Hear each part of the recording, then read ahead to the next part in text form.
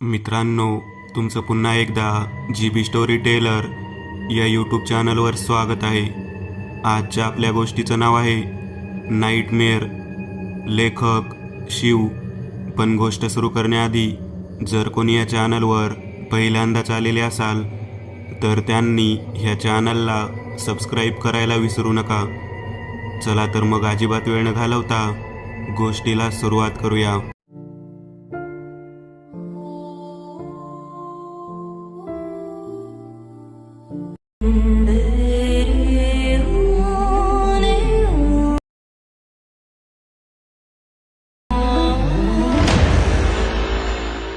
अजय नुकताच झोपेतून उठला.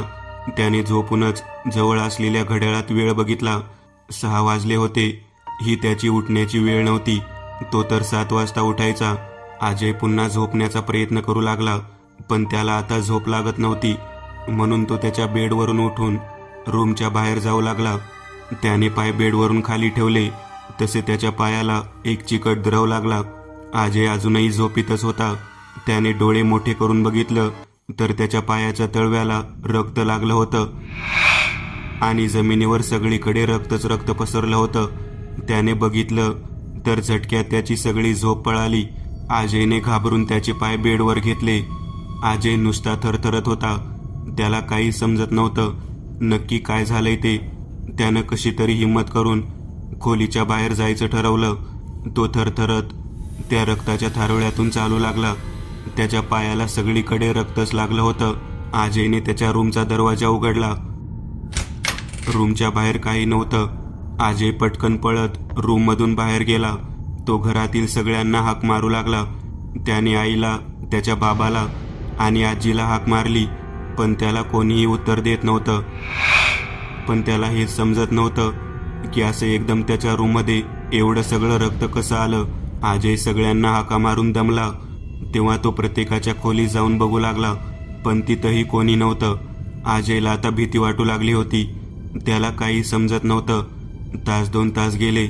अजयच्या चेहऱ्यावरील चिंता आणि भीती खूपच वाढली होती. अचानक त्याला कशाचा तरी आवाज ऐकू आला. तसा अजय सावध झाला. त्याने नीट लक्ष दिलं. त्याला समजलं की हा आवाज स्टोर रूममधून येतोय. अजय खूपच घाबरला होता. अजय हळूहळू स्टोर रूमच्या दिशेने जाऊ लागला.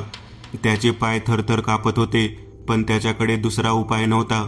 अजय आता स्टोर रूमच्या बाहेर होता. दरवाजा तर बाहेरून बंद होता. अजय हळूच दरवाजा उघडू लागला. तेवढ्यात आतून पुन्हा एकदा आवाज आला. कोणाच्या तरी खरडत चालण्याचा आवाज होता.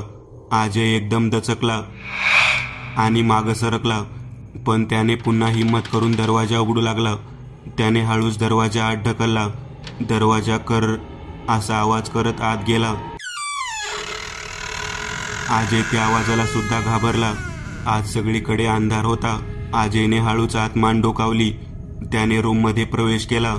आत त्याला कसला तरी उग्र वास आला. त्या काळोखात त्याला नीट काही दिसत नव्हतं. त्याने कडेलाच असलेलं बल्बचे स्विच ऑन केलं. अजय आत येऊ लागला. थोडा आत आला तेव्हाच त्याचा पाय कशाला तरी धडकला. त्याचा तोल गेला आणि तो धाडकन खाली पडला. अजय खाली पडला तसा त्याला समोर एक भयानक चेहऱ्याची व्यक्ती दिसली. अजय त्या व्यक्तीला बघून जोरात किंचाळला. त्याची किंकाळी ऐकून त्या व्यक्तीने एकदम डोळे उघडले. त्याचे भयानक डोळे बघून अजयचा निम्मा जीव तिथेच निघून गेला. अजय धडपडत तिथून उठला आणि बाहेर पळू लागला. तेवढ्यात त्याच्या कानावर एक ओळखीचे शब्द पडले. अजय, अजय मी आहे. अजय ते शब्द ऐकून जागेवर थांबला. ते त्याचे वडील होते. अजय लगेच पळत गेला आणि त्याच्या वडिलांना उचलू लागला. त्याने बघितलं तर त्याच्या वडिलांचे दोन्ही पाय गुडघ्यापासून कोणीतरी तोडले होते. अजय हे पाहून तर मोठ्याने रडू लागला. अजयला त्याच्या वडिलांची ही अवस्था अजिबात पाहवत नव्हती. तो काही बोलणार तेवढ्यात त्याचे वडील त्याला म्हणाले, अजय, ते भयानक राक्षस आले होते. त्यांनीच माझी ही अवस्था केली आहे आणि इतर सगळ्यांना घेऊन गेले. तू जा इथून पटकन. ते परत येतील. जा जा लवकर. आणि ते एवढेच बोलून शांत झाले. अजय जोरात ओरडला. तो त्याच्या वडिलांच्या गळ्यात पडून रडू लागला आणि तेवढ्यात कोणीतरी दरवाजा उघडला. अजयने रडत रडत बघितलं तर दरवाजात भयानक चेहऱ्याचे राक्षस उभे होते. त्यांचा चेहरा सडलेला आणि बुबळट डोळ्यातून बाहेर आली होती. अजय त्यांना पाहून खूप घाबरला. त्याला काही सुचत नव्हतं. त्याचे सगळे अंग घामात भिजले होते. ते भयानक राक्षस हळूहळू रूममध्ये येऊ लागले. अजय रूममध्येच इकडे तिकडे पळू लागला. रूममधल्या पडलेल्या सगळ्या सामानाला अजय ठेस काढत होता, पण तरीही तो पळत होता. आता ते भयानक राक्षस रूममध्ये आले आणि त्यांनी त्यांची भयानक नखे अजयच्या वडिलांच्या पोटात खुपसली. समोरचं दृश्य बघून अजयची किंकाळी बाहेर पडली. त्या राक्षसांपैकी एक जण अजय जवळ गेला. अजयला पळायचं होतं, पण भीतीपोटी त्याची सगळी हालचाल बंद झाली.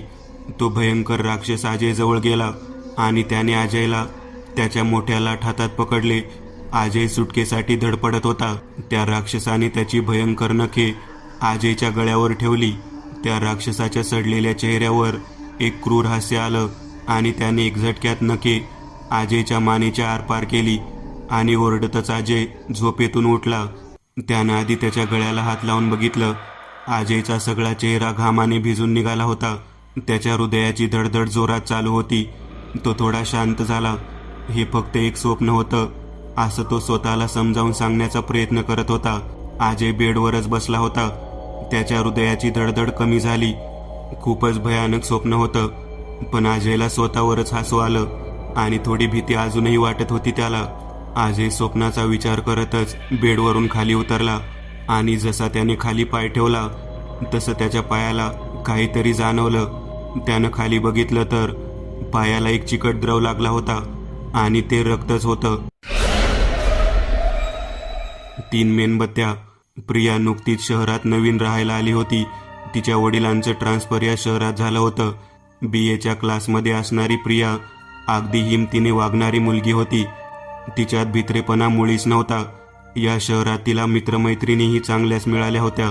एके दिवशी असंच तिच्या मैत्रिणीसोबत प्रिया फेरफटका मारायला गेली होती. रस्त्यावर जास्त वर्दळ नव्हती. त्यांच्या गप्पा चांगल्याच रंगल्या होत्या. प्रियासोबत तिच्या 2-3 मैत्रिणी होत्या. चालत असताना प्रियाला रस्त्याच्या कडेला एक जुना बंगला दिसला. जुना म्हणजे फारच जुना होता. तिचं लक्ष वेधून घेतले ते त्या बंगल्याच्या बनावटीने, पण तो बंगला पूर्णपणे बंद पडला होता. त्याच्या समोर एक पिंपळाचं जणू झाड होतं. त्याचा सगळा पालापाचोळा त्या बंगल्याच्या समोरच पडला होता. एकूणच थोडंसं भीतीदायक वातावरण तिथं तयार झालं होतं. तो बंगला असा बंद का पडला आहे आणि तो कुणाचा आहे? प्रियाने तिच्या मैत्रिणींना विचारलं. माधुरी, तिची मैत्रीण प्रियाला म्हणाली, कोणाचा आहे ते तर नाही माहीत, पण इथली लोक म्हणतात की तो एक भूत बंगला आहे. त्यात एका वरच्या बेडरूममध्ये जाऊन जर 3 मेणबत्त्या लावल्या तर त्या घरातील एक भूत मेणबत्त्या लावणाऱ्याचे जीवन संपवते. भूत बंगला? छे, माझा असल्या गोष्टींवर अजिबात विश्वास नाही. प्रिया माधुरीच्या म्हणण्याला पूर्णपणे नाकारत बोलली. ए बाई, आता नकोस तुझं वैज्ञानिक भाषण देऊ, सुजाता तिला चिडवत म्हणाली. प्रियाला तो बंगला पाहिल्यापासून चैन पडत नव्हता. तिला कधी त्या बंगल्यात जाईन झालं होतं. तिने तिच्या आईला विचारलं, आई, आपल्याला जर एखाद्या गोष्टीबद्दल जाणून घ्यायचं असेल आणि ती गोष्ट आपली नसेल तर काय करायचं? मला तर वाटतं आपण त्या गोष्टीबद्दल जाणून घ्यावं, पण आज अचानक असं का विचारते? काही नाही, असेच. प्रिया आईला सगळं न सांगता रूममध्ये गेली. तिच्या घरच्यांना प्रियाच्या उत्सुक व्यवहाराबद्दल माहीत होतं, त्यामुळे आईनेही तिला जास्त काही विचारलं नाही. सायंकाळी 6च्या आसपास प्रिया 3 मेणबत्त्या आणि काडीपेटी घेऊन तिच्या रूममध्ये बसली होती. तिचा निर्णय पक्का होता. तिनं जाताना मैत्रिणीकडे चालली आहे असं आईला सांगितलं. तो बंगला तिच्या नजरेच्या समोर होता. त्या बंगल्याची भयानकता तिला अजिबात जाणवत नव्हती. तिने हळूच बंगल्याचे गेट उघडलं. ते पूर्णपणे गंजलं होतं. ती आता त्या बंगल्याच्या मुख्य दरवाजाच्या पुढं होती. खाली पडलेल्या झाडाच्या पानांवरून जाताना एक वेगळाच आवाज होत होता. तिनं दरवाजाकडे पाहिलं तर त्याला कुलूप नव्हतं. तिला थोडं वेगळं आणि नवलही वाटलं. प्रियाने त्या मोठ्या दरवाजाला उघडण्याचा प्रयत्न केला, पण तिला ते जमत नव्हतं. तिनं 2-3 वेळा प्रयत्न केला तेव्हा तो दरवाजा उघडला गेला. ती कोळ्याच्या जाळ्या हाताने काढत आत गेली. ती आत गेली तसा तिला भयानक वास आला. तो प्रियाला सहन झाला नाही. आणि पटकन बाहेर पळाली. असला वास दरवाजातच येत असेल तर कुलुपाची गरजच काय, प्रिया स्वतःलाच म्हणाली. तिनं तिचा रुमाल नाकाला बांधला आणि पुन्हा आत जाऊ लागली. प्रिया आता त्या बंगल्यात आली होती. त्या भूत बंगल्यात तिला सगळीकडे फक्त अंधार दिसत होता, पण अंधारासोबतच होता तो म्हणजे जीवघेणा शांतपणा. प्रियाच्या हृदयाची धडधड नकळत वाढली होती. तिला घाम फुटला होता. ती हळूहळू वर जाणारा जिना शोधत होती. तिला जिना दिसला. प्रिया आता जिन्याकडे जात होती. तिनं खालूनच वरच्या खोल्यांचा अंदाज घेण्याचा प्रयत्न केला, पण अंधार एवढा होता की तिला नीट काहीच दिसलं नाही. तरी पण प्रिया पायऱ्यावरून वर जाऊ लागली. ती थोडी घाबरली होती. तिथली शांतता एवढी भयान होती की तिला तिच्या हृदयाची धडधड सहज ऐकू येत होती. तिचं सगळं शरीर घामात भिजलं होतं. वर आल्यावर तिची भीती वाढली होती. तिनं तिथं पाहिलं तर तिथं 3 खोल्या होत्या. तिला आता प्रश्न पडला की कोणत्या खोलीत मेणबत्त्या लावायच्या होत्या. तिचं लक्ष दुसऱ्या खोलीकडे गेलं. तिला दिसलं की त्याचा दरवाजा किंचित उघडा होता आणि बाकीचे दोन्ही दरवाजे पूर्ण बंद होते. तिनं दुसऱ्याच खोलीत जाण्याचं ठरवलं. प्रियाने दरवाजा आत ढकलला. दरवाजा आवाज करत आत गेला. आवाज सगळ्या खोलीत घुमला. प्रिया थोडी मागे सरकली. तिने आत पाहण्याचा प्रयत्न केला, पण तिला काहीच दिसलं नाही. सगळी खोली अंधारानं गिळंकृत केली होती. प्रियाने आत हळूच प्रवेश केला. तिला काहीच दिसत नव्हतं. ती आत आली तशी तिच्या अंगावर काटा उभा राहिला. एक थंड हवेची झुळूक तिला स्पर्श करत निघून गेली. प्रियाने हातातील टॉर्च चालू केली. तिला आतलं दृश्य दिसलं तशी तिची किंकाळी बाहेर आली. तिच्या हातातून टॉर्च खाली पडली. तिला एक बेड दिसला. त्याच्याच कडेला एक खुर्ची दिसली. त्या खुर्चीवर एक पुतळा होता. प्रिया त्या पुतळ्यालाच घाबरली. तिनं चाच पडत तिची टॉर्च शोधली. तिला तिची टॉर्च सापडली. प्रियाने टॉर्च थरथरत्या हाताने चालू केली. ती त्या बेडजवळ गेली होती. तिचं शरीर भीतीने थरथर कापत होतं.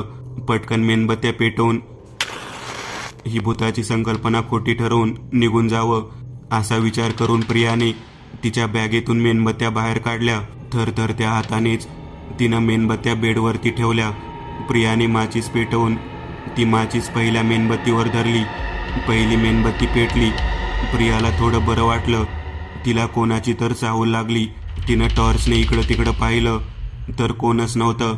तिला वाटलं तिचा भास असेल. तिनं पुन्हा दुसरी मेणबत्ती पेटवली. पुन्हा तिला तिच्या मागे कुणाची तरी चाहूल लागली. प्रियाने पुन्हा मागे पाहिलं तर काहीच नव्हतं. ती तिसऱ्या मेणबत्तीकडे माचीस घेऊन जाऊ लागली. तशी ती विझली. प्रिया थोडी घाबरली. तिने पुन्हा दुसरी माचीस पेटवली आणि ती तिसऱ्या मेणबत्तीजवळ नेऊ लागली. तिच्या मनात अनामिक भीती होती. तिने माचीस तिसऱ्या मेणबत्तीवर धरली. मेणबत्ती पेटली. खोलीतली शांतता तशीच होती. प्रियाने खोलीत इकडं तिकडं पाहिलं. तिला काहीच वेगळं जाणवलं नाही. तिला बरं वाटलं. प्रियाने तिच्या मागेही पाहिलं, पण काहीच नव्हतं. प्रियाने विजयी हास्याने मेणबत्त्या विझवायला पुढं बघितलं. तशी प्रिया जोरात ओरडली. तिचं हृदय जवळजवळ बंदच पडलं. तिचं सगळं शरीर थंड पडलं. तिला त्या मेणबत्त्यासमोर एक वेगळा चेहरा दिसला. त्या चेहऱ्यावर मांस नव्हतं. केस विस्कटलेले होते. दातावरून रक्ताचे थेंब खाली पडत होते. प्रियाने ओरडून तिची मान खाली घातली होती. तिच्या हृदयाची धडधड आता दुप्पट झाली होती. तिला नीट श्वासही घेता येत नव्हता. तिने हळूच मान वर केली तर तिथं कोणता चेहरा नव्हता. आता तिचा धीर सुटत चालला होता. तिला खूप भीती वाटत होती. ती आता रडकुंडीच्या घाईला आली होती. तिने जे पाहिलं ते नक्कीच भयानक होतं. प्रियाची टॉर्च आता बंद पडली होती. तिनं हडबडीत टॉर्च उचलली. ती चालूच होत नव्हती. प्रिया टॉर्च आदळत होती, पण काहीच उपयोग झाला नव्हता. प्रिया उठून बाहेर जाऊ लागली. तिला काहीच कळत नव्हतं. तिला अंधारात काही दिसत तर नव्हतंच, पण तरी देखील ती बाहेर जाऊ लागली. प्रिया उठून बाहेर जाऊ लागली. ती मागे वळली तसा तिच्या खांद्यावर एक हात पडला. प्रिया जागेवरच थांबली. तिचा श्वास तर बंदच पडला होता. प्रियाला त्या हाताची हालचाल जाणवत होती. तिच्या शरीरावरून घामाच्या धारा वाहत होत्या. प्रियाला ओरडायचं होतं, पण तिचा आवाज घशातच राहिला. तिला पळायचं होतं, पण तिचं शरीर एखाद्या मृत शरीरासारखं एकदम थंड पडलं होतं. प्रियाने त्या हाताकडे घाबरत पाहिलं तर त्या हाताला जागोजागी घाव झाले होते. त्या घावातून रक्त नाही तर काळ्या रंगाचा द्रव बाहेर येत होता. प्रियाचं तर अवसानच गळून गेलं. प्रियाने जोरात किंकाळी फोडली. प्रियाने तो हात झटकला आणि बाहेर पळून जाऊ लागली. तिला नीट पळायलाही येत नव्हतं. ती धडपडत जिन्यावरून खाली पळाली. तेवढ्यात तिचा पाय कशाला तर ठेस काढला. तिचं संतुलन गेलं. तशी प्रिया जिन्यावरून खाली पडली. खाली पडल्यावर तिला डोक्याला मार लागला होता. प्रियाच्या डोक्यातून रक्त यायला होतं. प्रिया आता रडू लागली होती. प्रियाने पुन्हा धडपडत उठली, पण तिच्या पायाला खूप लागलं होतं. तिला आता चालायलाही येत नव्हतं. ती तशीच पाय घसरत घसरत बंगल्याच्या दरवाजाकडे जाऊ लागली. तेवढ्यात तिला पायऱ्यावरून कोणतरी खाली येताना दिसलं. प्रिया पुन्हा रडू लागली, पण ती तशीच पाय घसरत घसरत दरवाजाकडे जाऊ लागली. प्रिया मागे बघत होती. पायऱ्यावरून एक भयानक प्रेत तिच्याकडे येत होतं. प्रियाला कसंही करून तिला दरवाजाच्या बाहेर जायचं होतं. तेवढ्यात प्रियाला कोणतरी मागून पकडलं. प्रिया जागीच थिजली. तिला काय करावं सुचेनासं झालं. प्रिया पुढे जाण्याचा प्रयत्न करत होती, पण त्या प्रेताने तिचा पाय पकडला होता. प्रिया सुटकेसाठी तडपडत होती. ते प्रेत आता प्रियाचा पाय मागे ओढू लागलं होतं. प्रिया आता जास्तच तडपडत होती. ती ओरडत होती.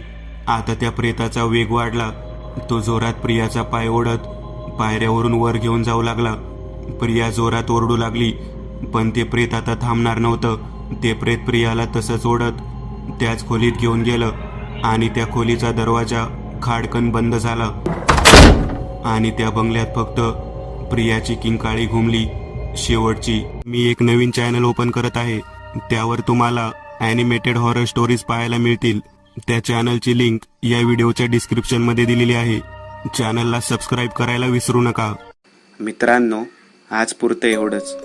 तुम्हाला जर काही गोष्ट आवडली असेल तर नक्की लाईक करा. तुमच्यापैकी बरेचसे जण व्हिडिओ लाईक न करताच पळून जातात, पण हा जर व्हिडिओ तुम्ही लाईक केला तर मला जरा बरं वाटेल आणि असेच भारी भारी व्हिडिओ बनवायची माझ्यात एनर्जी येईल. त्यामुळे नक्की लाईक करा आणि अजूनही कोणी या चॅनलला सबस्क्राईब केलेलं नसाल तर लगेच सबस्क्राईब करून टाका आणि बाजूची घंटी ती मात्र दाबायला विसरू नका. देवाची घंटी आहे ती. चला तर मग पुन्हा भेटूया अशीच एक आगळी वेगळी गोष्ट घेऊन पुढच्या भागात.